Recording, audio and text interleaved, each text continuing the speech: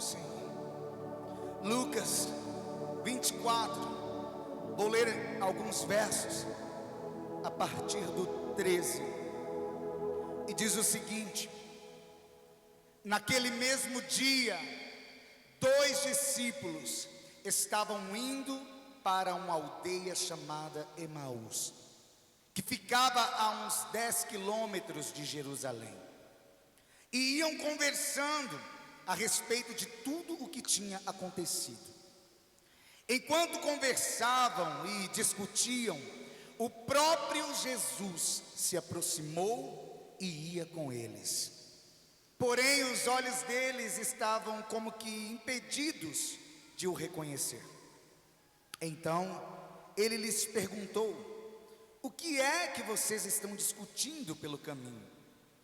E eles pararam, entristecidos.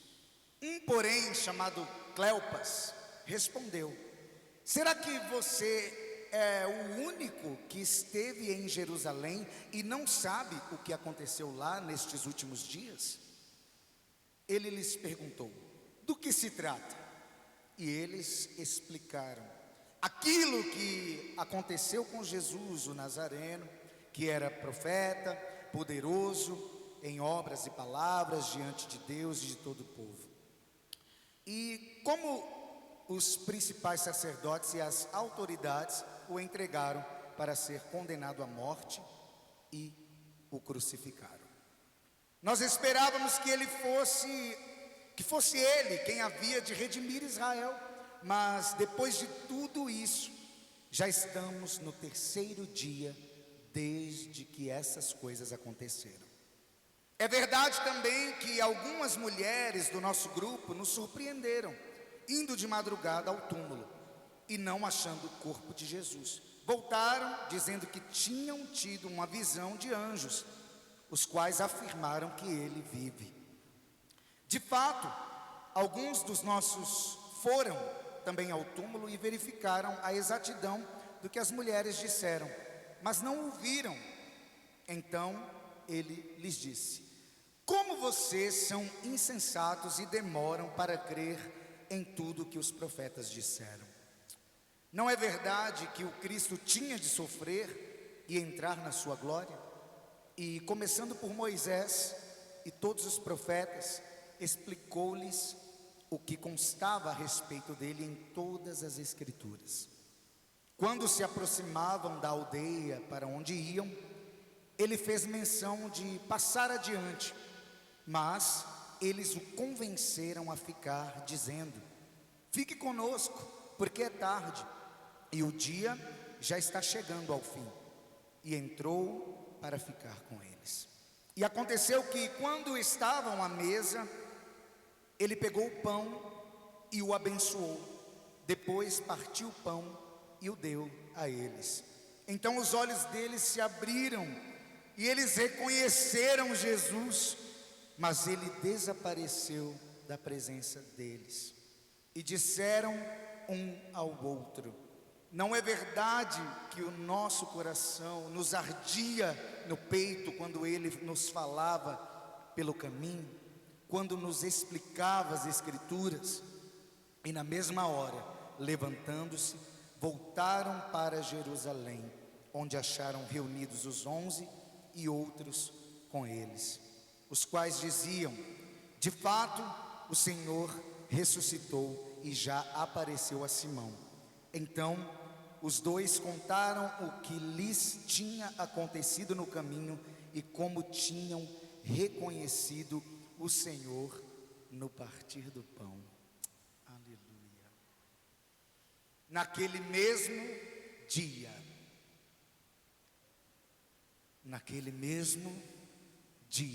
que dia? Lucas nos faz entender aqui, queridos, que esse fato se deu no domingo da ressurreição, naquele mesmo dia, assim como a maioria dos acontecimentos narrados aqui neste capítulo, exceto no tocante à ascensão de Cristo, que isso se deu posteriormente. Isso é citado pelo autor acredito, né, essa questão da ascensão de Jesus, fazendo referência ao livro de Atos, que seria o segundo livro, né, de Lucas. Esse livro começa exatamente com esse fato. Então, acho que aqui ele estava, nesse capítulo, fazendo uma certa referência, já que também é o último capítulo aqui do Evangelho de Jesus Cristo, nos relatos de Lucas. E iam então conversando a respeito de tudo o que havia acontecido nos últimos dias. E o que tinha acontecido nos últimos dias? A paixão de Cristo. As terríveis cenas de tortura, de agonia, de dor, estavam bem frescas na memória daqueles discípulos. Era muito recente. Na mente ainda ecoavam os gritos da multidão. As lágrimas ainda corriam dos olhos, só de lembrar, só de pensar em tudo o que tinha acontecido com o Mestre. Aquele que tanto amou, aquele que fez tanto bem aos que estavam à sua volta, aquele que pregou o amor, a paz, a compaixão, a comunhão, aquele que se assentava à mesa com pecadores e partia o pão, aquele que foi um exemplo de servo, um exemplo de homem sofredor. Como poderia ter tal coisa acontecido com alguém que tanto bem fez? Tradições cristãs posteriores acreditam que esses discípulos faziam parte do grupo dos 70, daqueles que caminhavam mais pertinho de Jesus, que tinham uma experiência mais íntima com o Senhor. Agora imagine se essa informação de fato estiver correta. Imagine a dor desses discípulos. Eu sei que você tem alguém que você ama muito, que você tem uma intimidade muito grande, você gosta de estar perto desta pessoa. Imagine essa pessoa na qual você pensou agora sofrendo tantos tormentos, sendo perseguido, humilhado, cuspido, escarnecido, levado até a morte, e neste caso, morte de cruz. Sua dor seria tremenda, praticamente insuportável, né? Não sei se daria para mensurar, né? Colocar numa escala. Incalculável seria.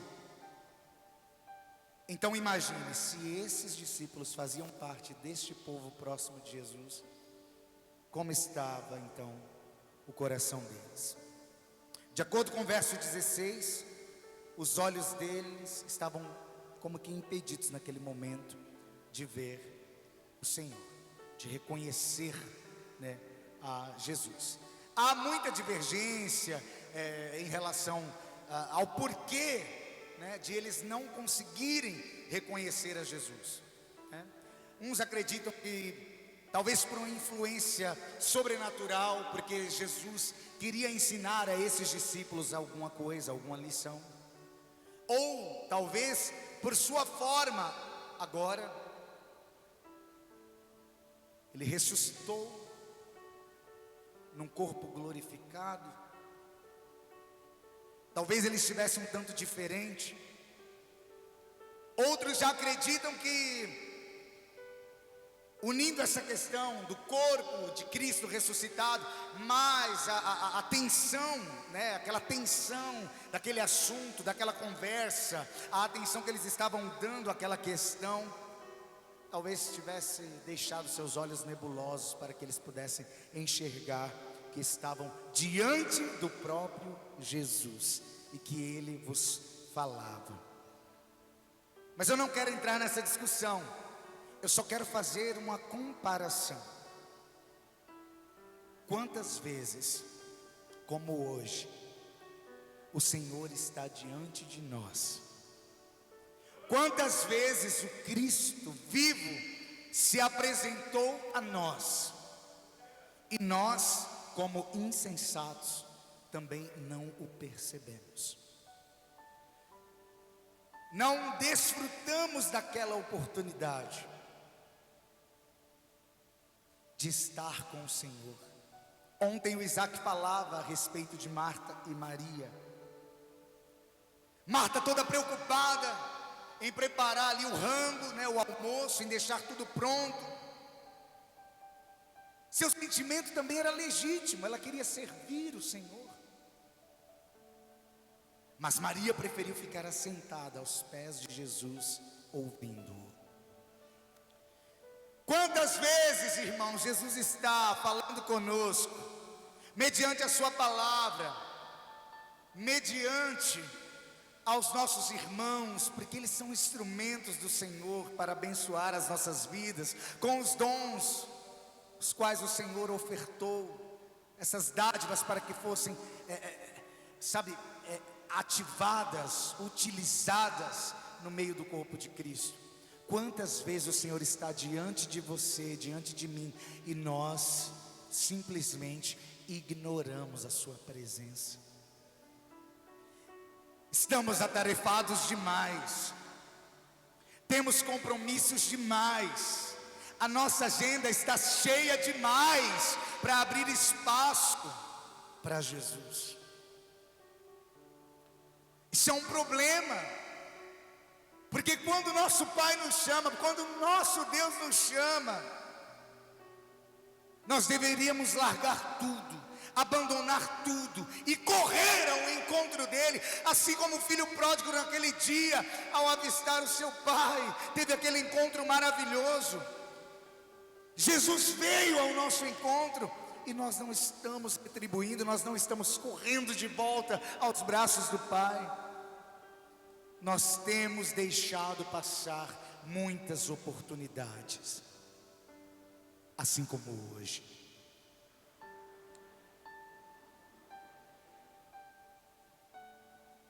O Senhor se apresentou ali diante deles e eles não puderam reconhecê-lo. Será que estamos tão distantes de Jesus? Será que conhecemos tão pouco a sua presença? Estivemos tão pouco neste lugar que nós não conseguimos reconhecer quando a atmosfera muda e ele se apresenta diante de nós. Será, irmãos? E Jesus pergunta para eles: o que é que vocês estão discutindo? Vocês estão falando sobre o quê?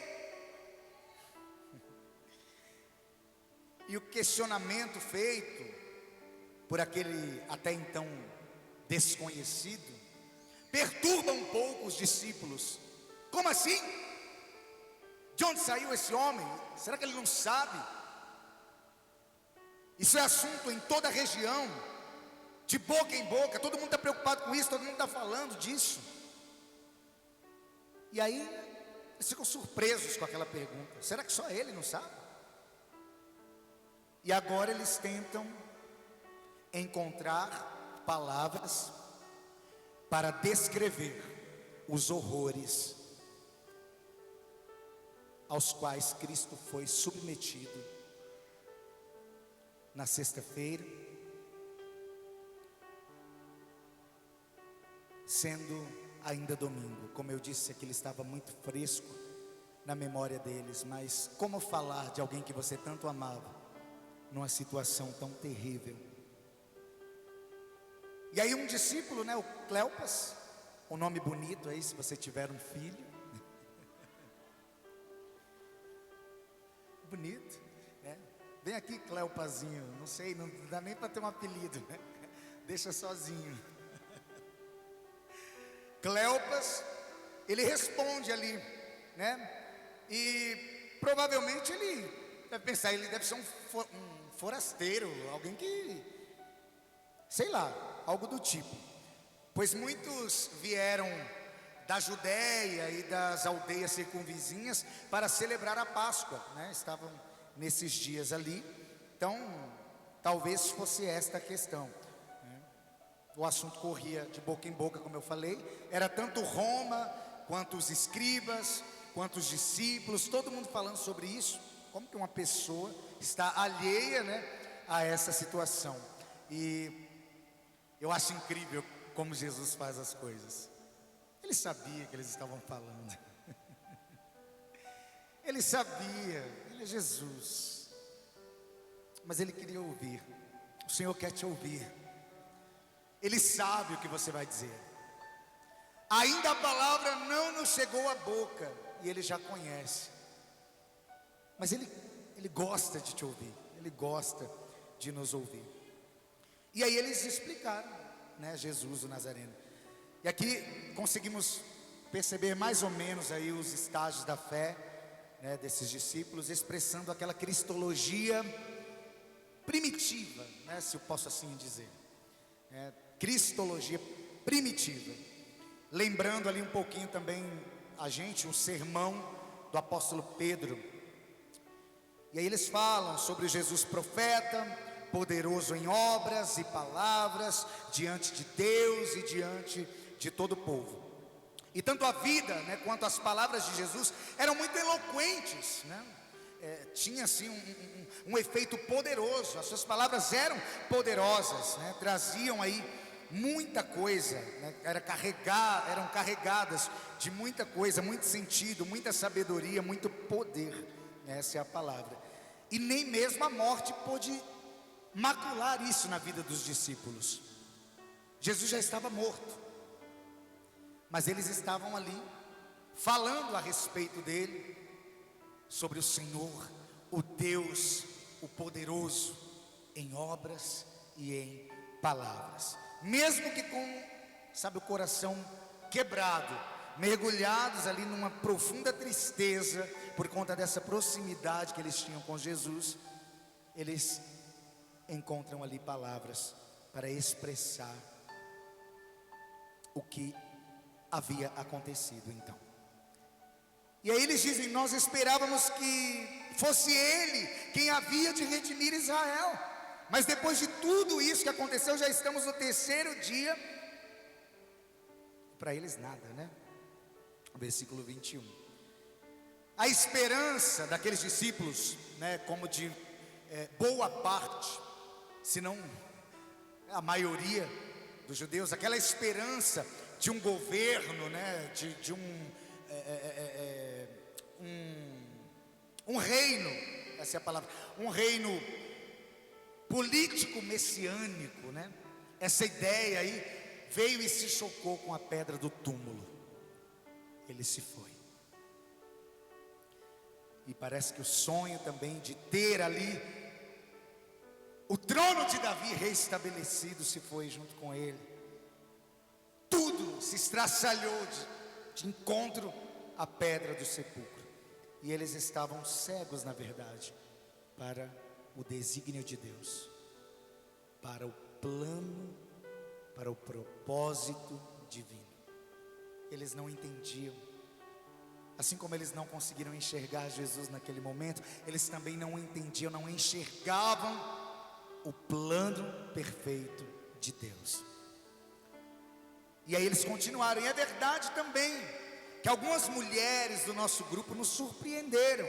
Elas foram até o túmulo, a pedra estava removida, e elas contaram que tiveram uma visão e que o Senhor estava vivo.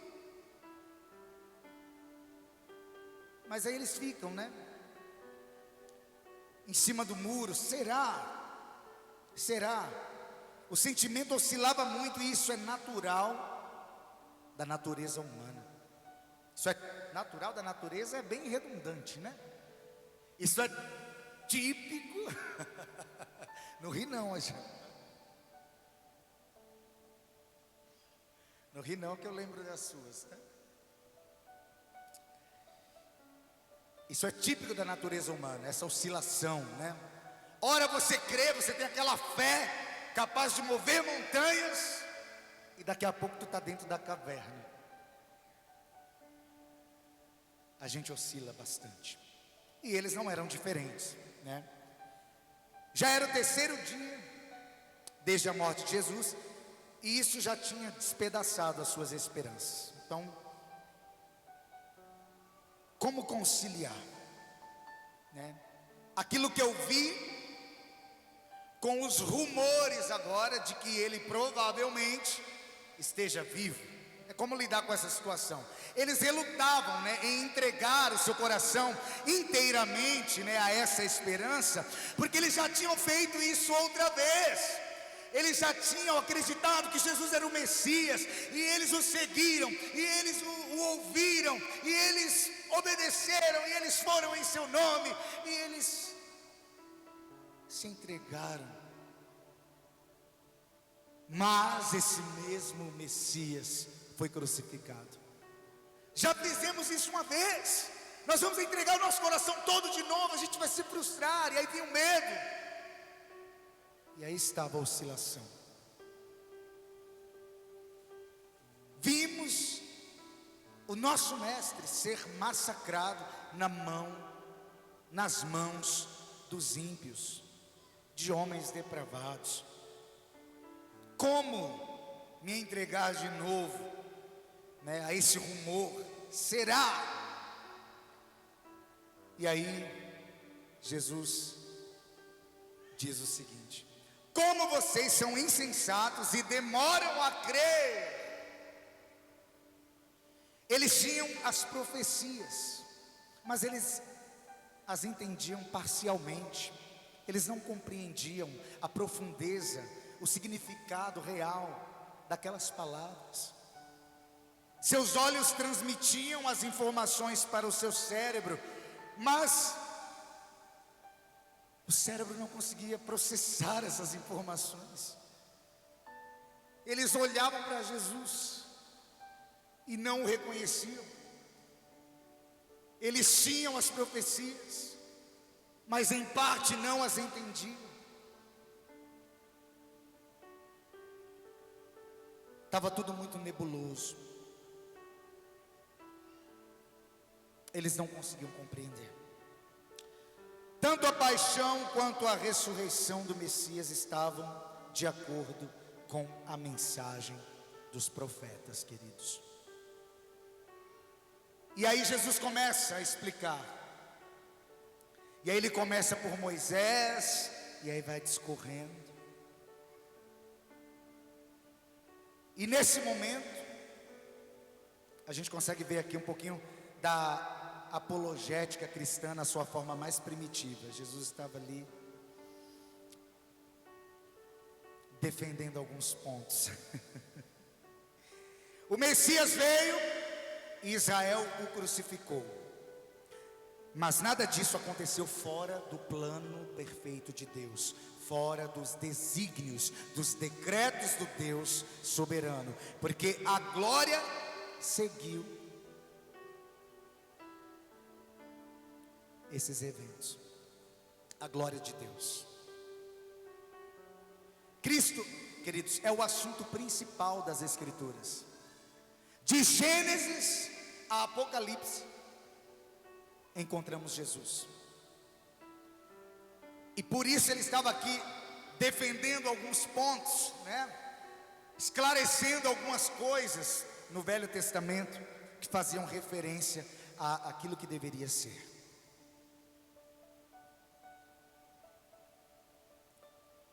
28. Quando se aproximavam da aldeia para onde iam, ele fez menção de passar adiante, de seguir, né? Ali ele mencionou deixá-los, né, para que eles seguissem a viagem.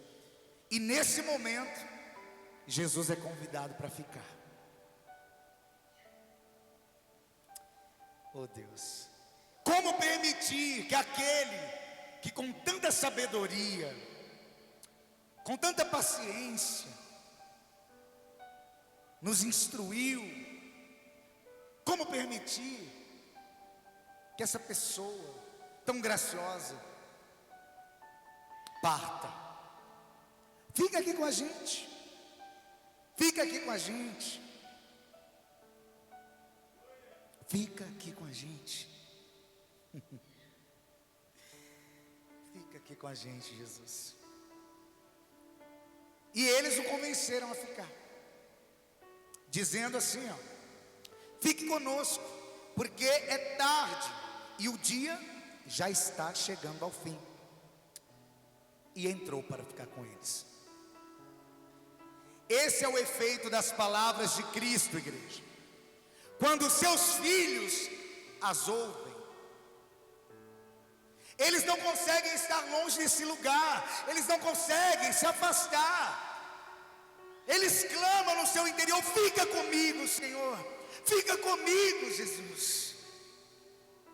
E eles se aproveitaram, vamos dizer assim, da desculpa das horas. Já está tarde, fica aqui, fique conosco. Mas essa não era a razão principal, não é porque estava tarde. Eles ainda não haviam reconhecido o Cristo, mas já provavam de suas palavras. E aquele desejo ardia: fique conosco. Você pode nesta manhã ter o mesmo sentimento: Jesus, fica aqui comigo, fica comigo, Senhor, não me deixe, não solte as minhas mãos, Senhor, porque eu não tenho forças, em mim mesmo não há força suficiente para segurar nas tuas mãos. Então segure o Senhor nas minhas, para que eu não caia. Fica comigo, Senhor, fica comigo.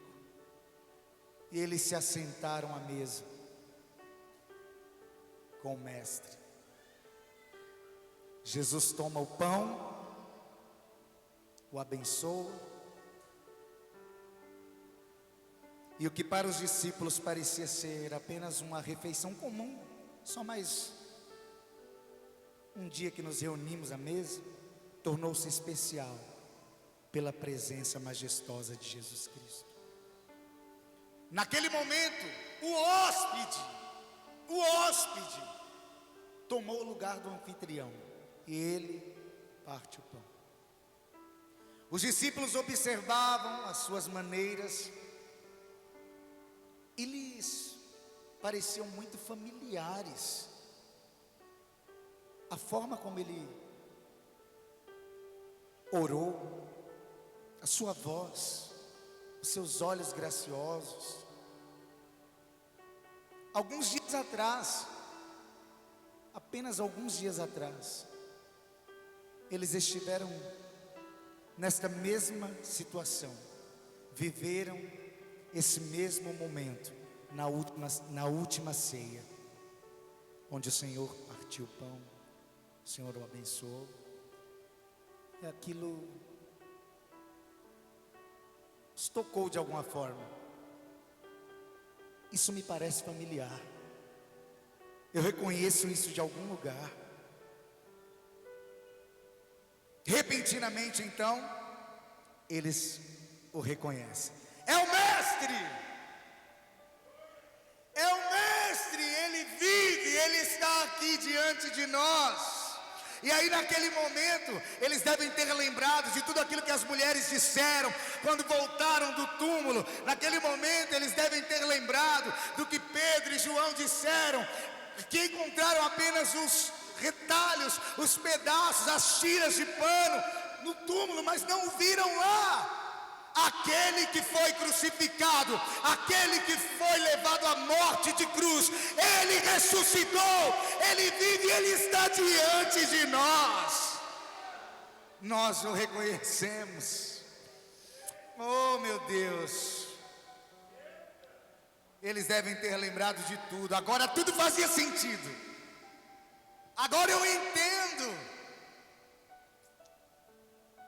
E aí eles dizem: não é verdade que o nosso coração ardia no peito quando ele nos falava pelo caminho? Coração em chamas. É uma bela forma de expressar o efeito, emocional que isso representa, dessa verdade sendo descortinada diante dos nossos olhos. Coração em chamas. E enquanto Jesus estava ali expondo, né, as Escrituras, seus corações ardiam, queimavam, e agora ainda mais. Agora uma chama ainda mais vívida queima no coração deles.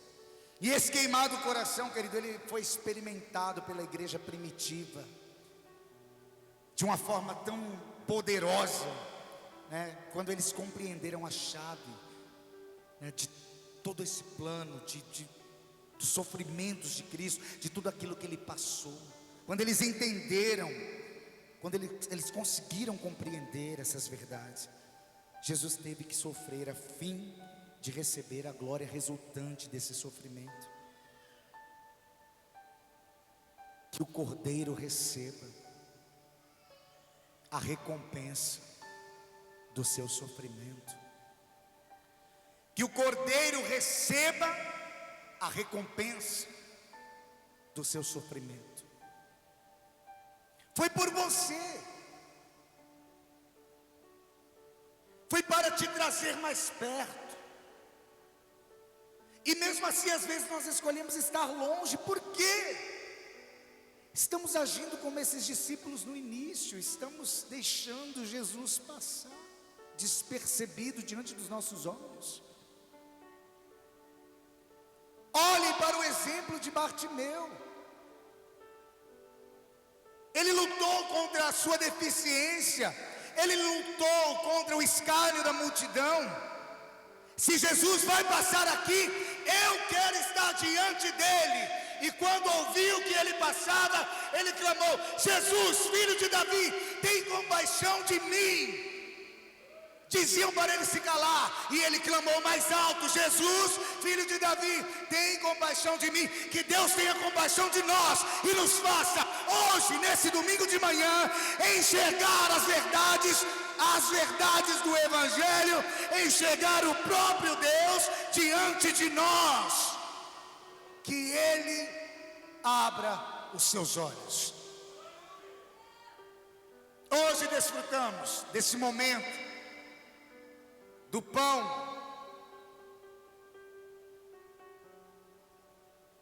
e do suco, do fruto da vide, em memória do Senhor. Mas será que você lembra mesmo? Será que você pensa nisso? Há algum efeito na sua vida?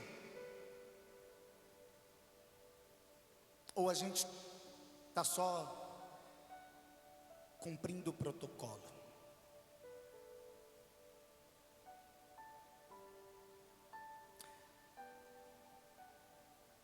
Será que o nosso coração não parou de arder? Será que ele ainda queima como nos primeiros dias?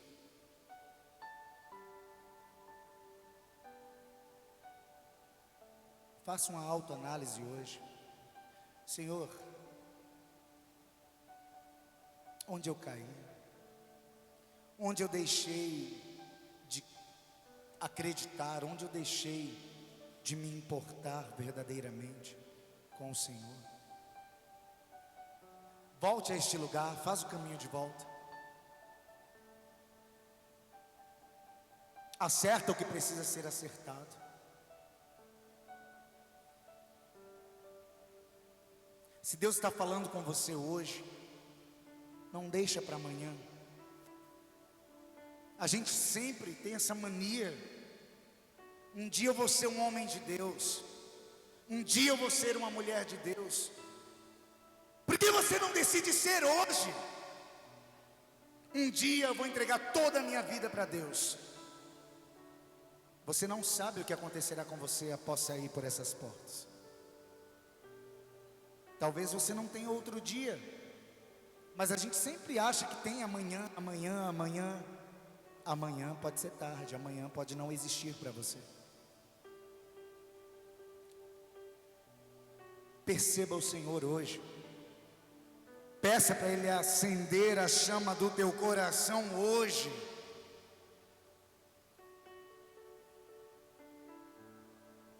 não deixa para depois.